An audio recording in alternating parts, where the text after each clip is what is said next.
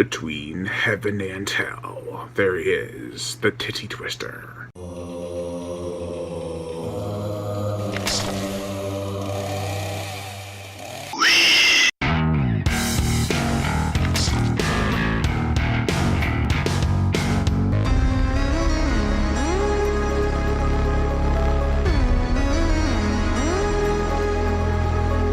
From dusk till dawn.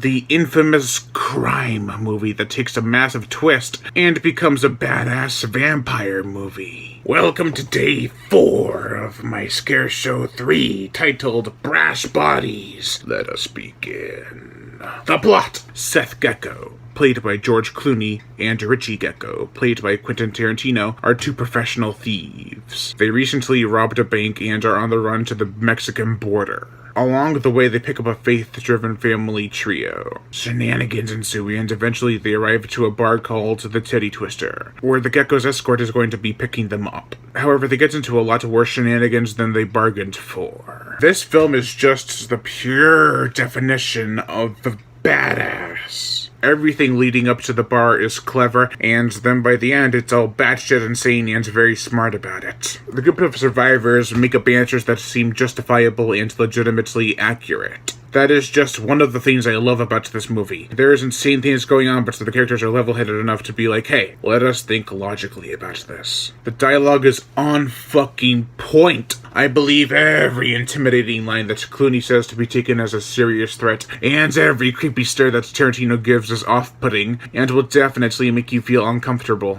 The family trio, besides Scott, the Asian kid, is really enjoyable. Jacob Fuller, played by Harvey Keitel, is definitely distraught, but becomes an awesome vamp-ass kicker at the end. Kate Fuller, played by Juliette Lewis, sort of comes into her own throughout, and by the end, she's almost an entirely different person. Danny Trejo is in this movie, of course, for a short bit, but he's always a great treat. Santanico Pandemonium, Salma Hayek, is super sexy, but's not in it for long enough to have much character. I love the vibe this movie gives off. It's dirty, but also sexy. There's tons of fun to be had with this movie, from dirty profanity to sexy dances. The gore, the effects. Another thing that there's fun to be had within this movie are the amazing practical vampire makeup effects. Sure, the CGI isn't all that great, but it doesn't totally detract from the film. Also, there's a lot of red and green blood. People have red, of course, but the vampires had a green because they were trying to hold it back for an R rating. I have seen the deleted scenes during the bar breakout. There are some really cool moments and some the effects needed working on kind of moments.